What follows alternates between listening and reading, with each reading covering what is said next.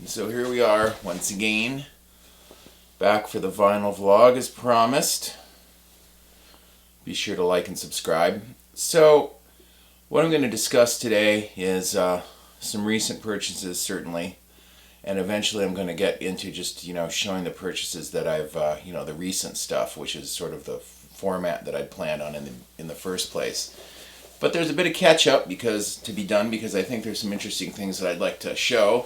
And so today I'm going to do some, first off, with some sort of avant-garde 20th century type of modern music. And so that would be sort of avant-garde symphonic music and electronic music as well, which you would file under 20th century contemporary, whatever you want to call it. Some of it's not really easily classified, I guess. So we'll start off with, there's a few of them that I've got recently. So one of the first ones I'm going to do, and this is sort of kind of goes more into like free jazz, but what it is it's a collaboration. It's actually a show that Sun Ra and John Cale did together, or John Cage, excuse me. So it's John Cale and Sun Ra meet. And as you can imagine, it's sort of in that free jazz, sort of avant-garde vein. There's actually, Sun Ra starts reading a poem, sort of, but it's not really even in like language, and there's some sort of like quiet parts where you can just hear the crowd and sort of like stuff going on stage. So it's a little rough in that regard. I think they kind of warn you about it on the liner notes. But it is, Sun Ra and John Cage, two legends. It's pretty cool stuff if you are interested in that sort of, not just straight music. I've just gotten to the point where I'm listening to so much different stuff that I just pretty much nothing is off limits at this point or out of bounds. And so I started getting this stuff that's pretty abstract. And the other day a friend of mine was over, and it was just sort of like some synthesizer stuff, just sort of a droning synthesizer. What's this? What are you listening to? I mean, I can understand, like Devo. I mean, they're sort of the pioneers, but, and this stuff was like so far from Devo. Anyway, if you're watching this, you know who you are.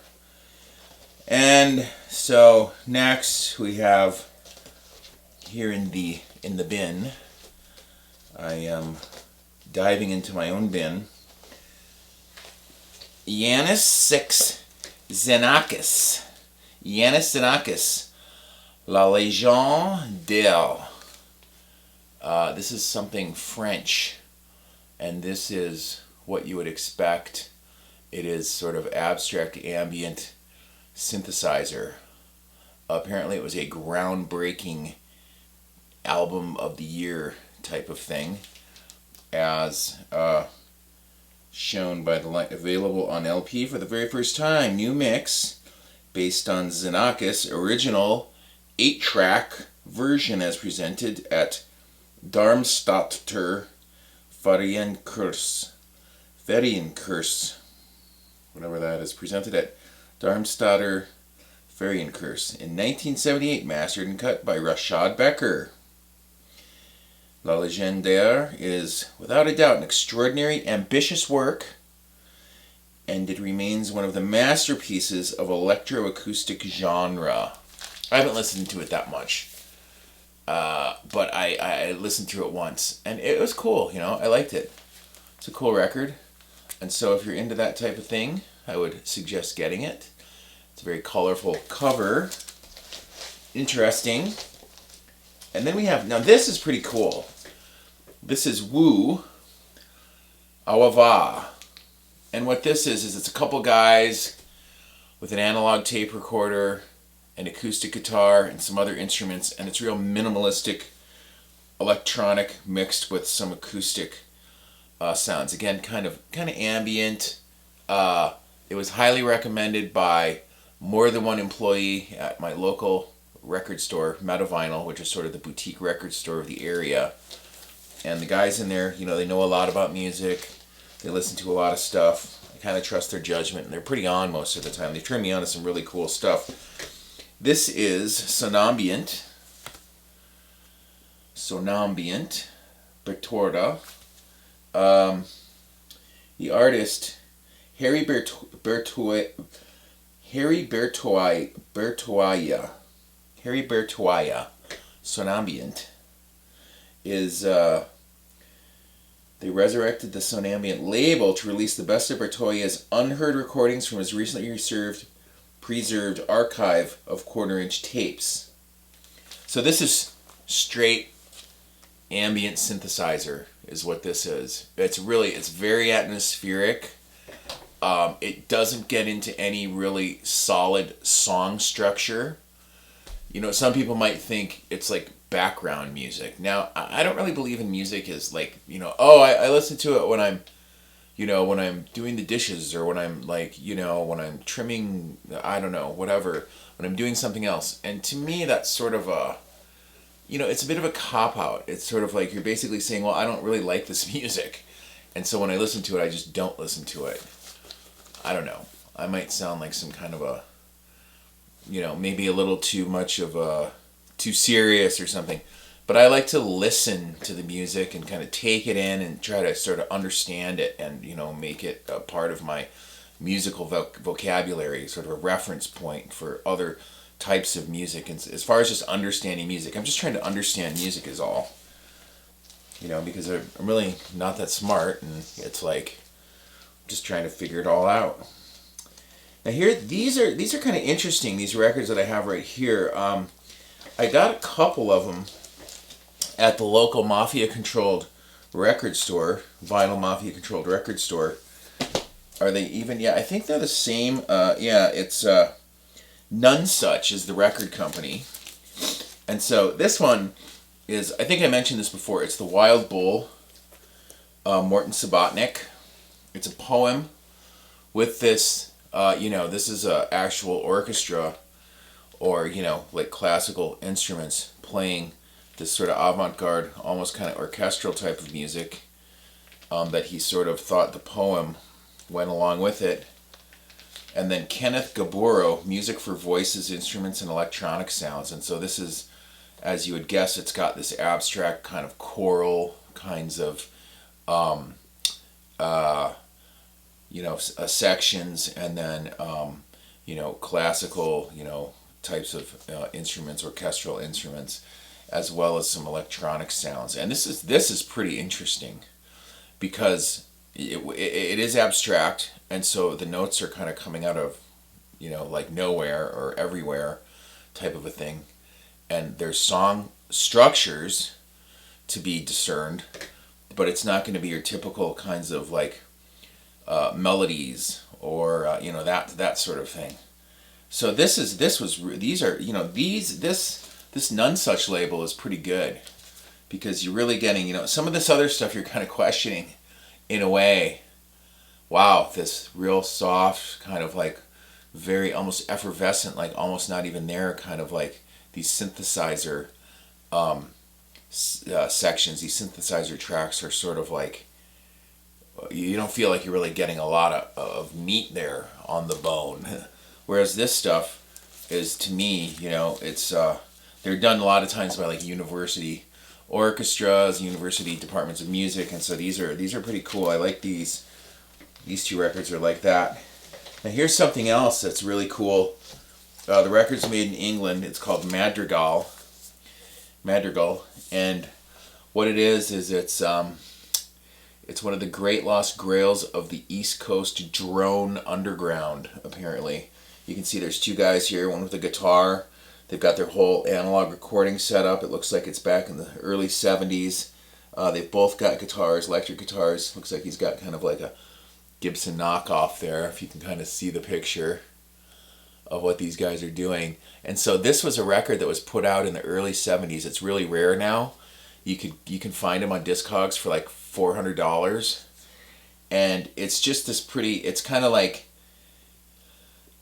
Suicide, Velvet Underground, kind of like folky, kind of rock, psychedelic, droney, cool stuff. Definite song structures.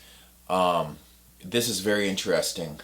Madrigal, subliminal sounds.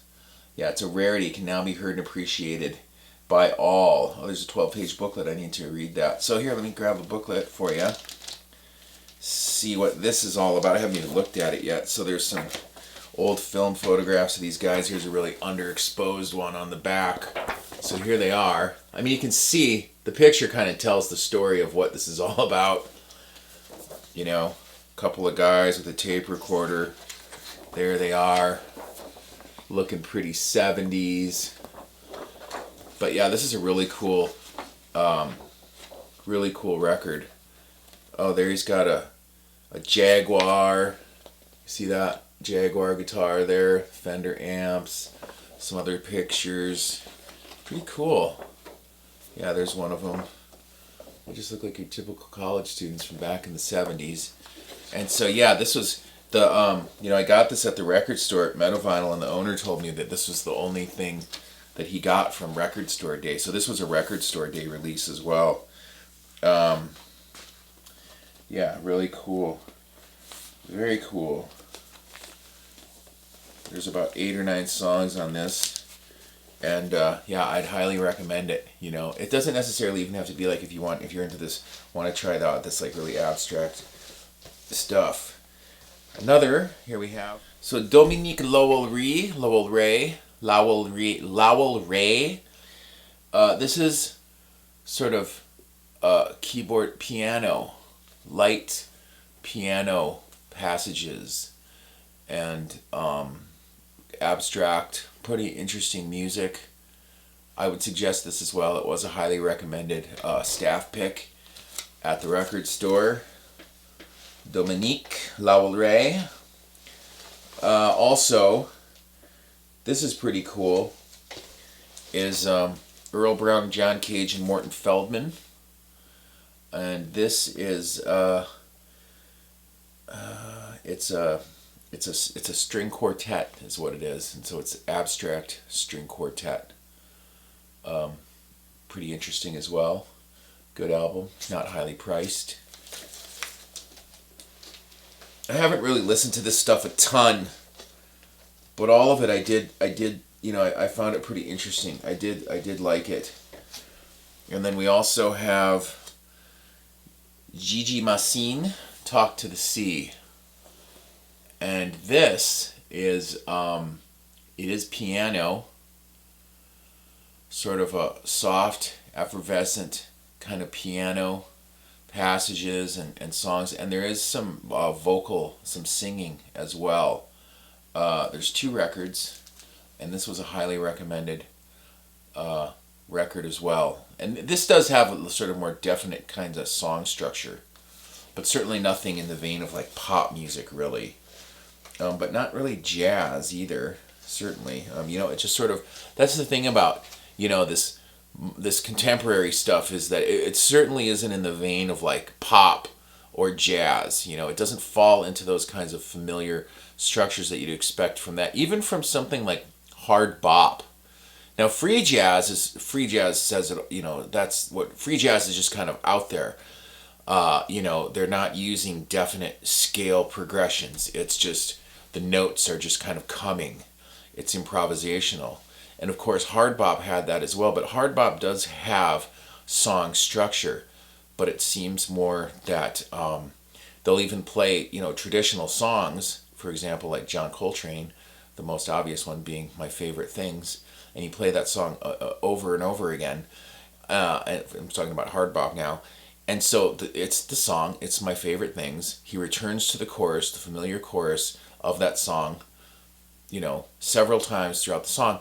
But it's when the soloists have a chance, then the different, whoever's in the combo or whatever, quartet or whatever, it's when the soloists start doing their solos that, in hard bop, that you get that out there thing. And it's like free jazz, they took the solo and just made the solo into the whole song. So hard bop does have that reference point of, definite song structure, I think. And then now here, this is something, Else Marie Pade, Electronic Works. This is real, very abstract, ambient kind of stuff. Apparently it's her, she's actually from Denmark. Yeah. So these are her electronic works. Her collected electronic works, 1958 to 1995. Triple LP or double CD. All of her important compositions. Yes. This is audiophile Grail heavy vinyl, and there's only 500 copies. This is really cool. You know, it's a cool package. Cool picture of her on the front. I don't know if you can see that price tag. I'm not going to show it to you. But this is certainly worth having. It's 3 records. And again, it's concrete music is what they call it. Musique concrete. So go look it up and you'll see exactly what it is. Then we have, wow, you know, now my memory is failing me. Hopefully I have not, shown this before. It might have been a video, may have been a video that I abandoned because of production difficulties. But I got these records by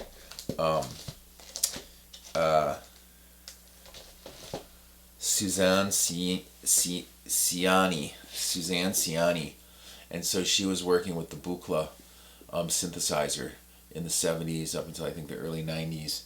And this is strictly, the synthesizer, experimenting with the synthesizer, the sound sort of just coming, sort of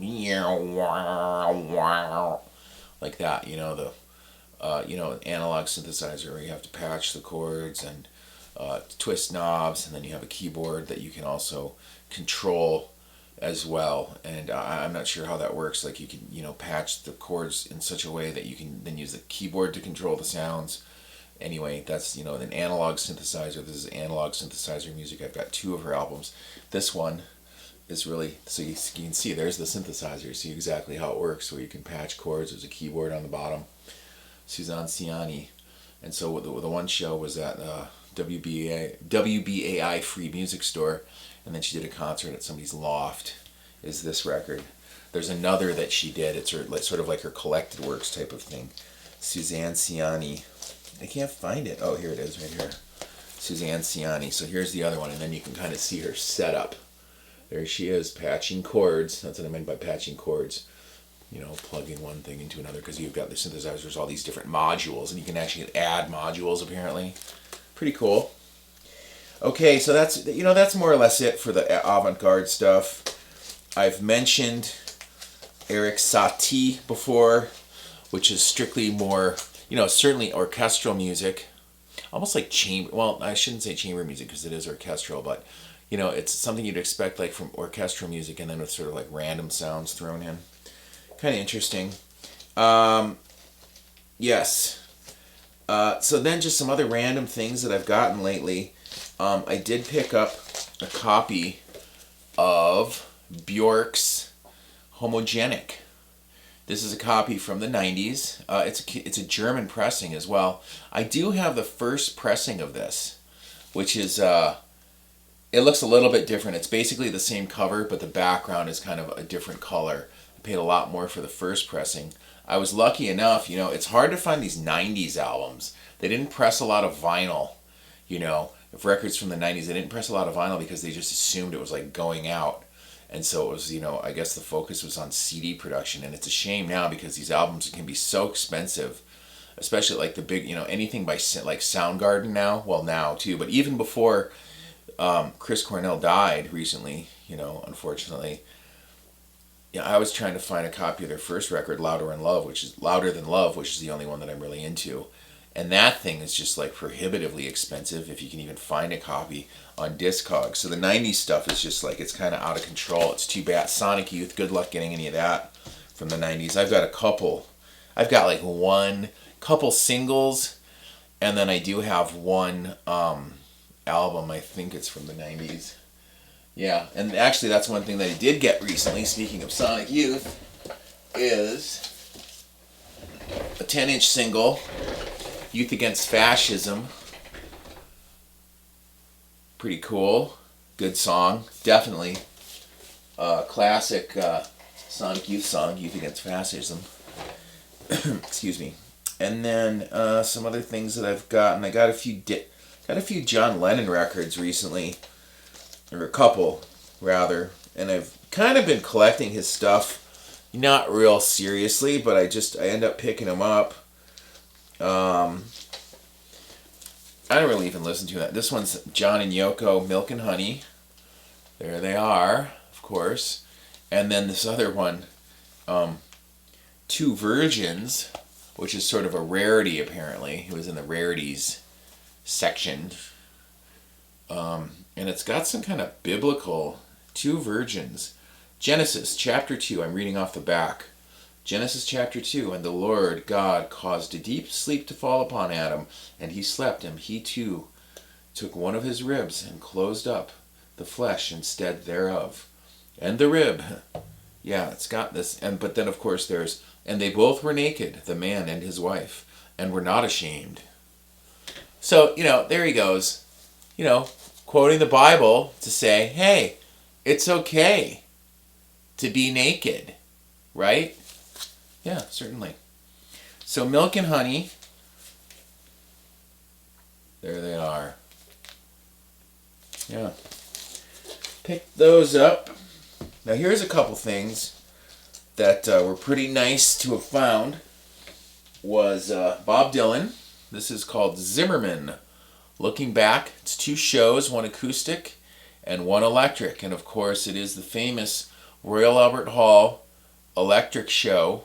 I think that's the first one he did where he came out and was like, I'm electric now. And the English, that's the Royal Albert Hall's in London, they were like booing and freaking out. And they interviewed people after the show. And some people were kind of like okay with it. But you could hear some of the things these people are saying.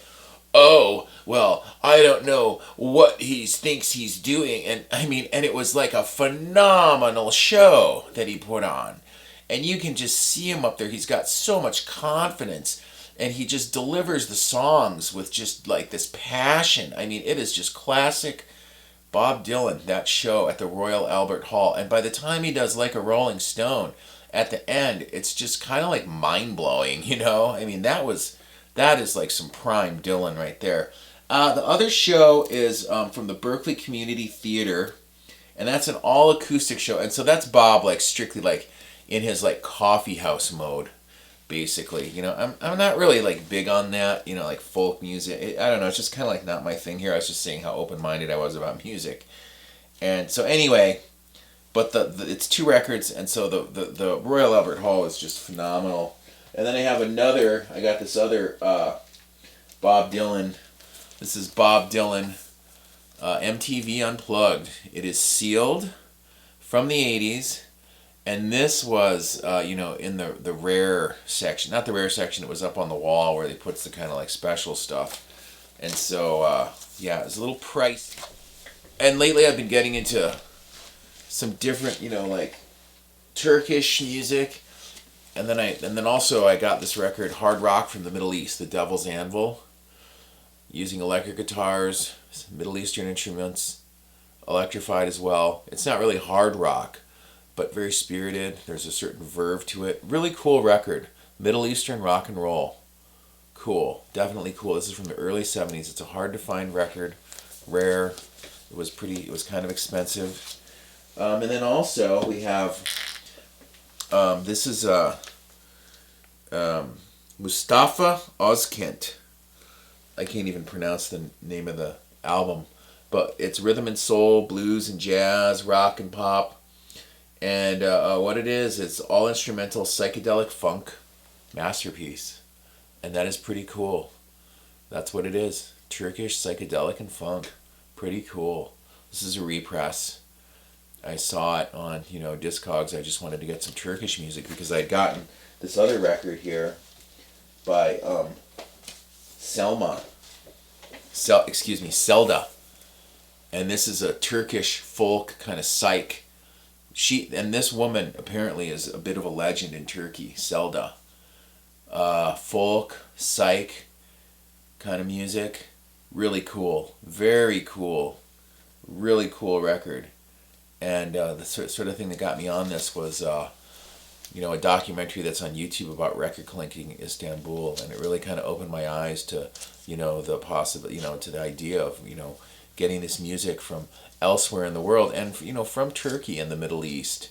There's all kinds of collectible records out there from all these different places, and I mean, Laos, Cambodia, psych, garage rock and roll. I mean, just about every country did that, And then, of course, I've mentioned in previous vlogs about Japanese and a really cool band, the Flower Traveling Band from the 70s. Really cool psych rock band. And then here's something that, I've listened to it, haven't delved too deeply into it, but it's Indian love music, basically. It's a soundtrack from a film, and so the soundtrack was made for the film. It's songs, they're duet songs about love, apparently. It's all in Indian, and Indian instrumentation. And, maybe not for everyone, but it is beautiful music, certainly. And so this was something that I got strictly for the, because I didn't have any Indian music. And so I sort of took the plunge. And it's interesting, and you should really have Indian, there's a lot of good records from India out there. And I think that, no collection is complete without some records from that country and actual original pressings from there rather than like represses, They have there's a huge record collecting community and possibilities there as well. They made all kinds of records there, soundtracks and just all kinds of stuff. I don't know a lot about it, but there's actually another record. I should probably pick it up. And what it is it's sort of the spiritual voice of India. Apparently, this guy that's like real spiritual that does this vocal music that's supposed to be pretty out there. Like very like in a sort of a transcendental kind of way. Well, I'll pick it up maybe today, and we'll talk about it. And then I'm trying to remember if I mentioned this one. See, it's so much with the backlog that I kind of started to can't remember if I actually mentioned these things. But this is let's see, are they from Zamrock? Is what it's called. And so these guys are from some country in Africa. I'm not sure if it really says which one. Maybe Nigeria, I'm not sure. But the band is called Witch, and this is really cool. A friend of mine, who's not necessarily the most open-minded guy when it comes to music, was over, and he immediately, I was playing, he said, I like this. What is this? And it is really cool. And that's what it is. It's garage, psych, Witch. This is a reissue. Apparently they did issue their release records in the 70s, early 70s or late 60s. And yeah, Witch, really, this is an awesome record. Somebody should, if you're into this, like garage, psych, that type of thing, rock and roll, pop, get this. It's awesome. It's really cool. It's probably on CD too. It's a really cool record. And it's called Zamrock. Reissue of the Garage Psych Zamrock Masterpiece. And so maybe that refers to, what they call the style of music in the country in Africa that this is from. And so that's, I've got some other things. I got a Todd Rundgren record recently. Have I ever mentioned, I don't know if I ever mentioned the Soft Machine. This is really cool. It's like free jazz, but really cool free jazz, I thought. They're very listenable, really pleasing to listen to, Soft Machine. And I know that this was a list that David Bowie made of like his favorite, like hard to find records in his collection. And he mentioned the Soft Machine, not this record, but he did mention Soft Machine as being like one of his favorite. And I can see why. This is a really cool stuff, Soft Machine. And yeah, highly recommended. And that's really, I'm going to just call it, that's about it almost. If there's anything else. I don't know if you noticed this here. I'll just mention it randomly. is I did get, again, something from the 90s I managed to find. And it's Spaceman 3 of all things, with the 3, with this design, this art here. Really cool. If you can kind of see it. The 3s. But this is Spaceman 3.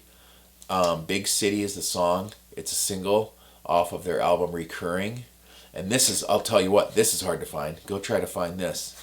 Spaceman 3. Really cool. Awesome. I love Spaceman 3. Their original stuff is difficult to find. To stumble upon it in a record store is really pretty, pretty out there. And so, yeah, that's about it. So, hey, thank you very much. Please subscribe and give the thumbs up. And I'd like to see some comments at least to see what people think. I don't know. Anyway, we'll see you again.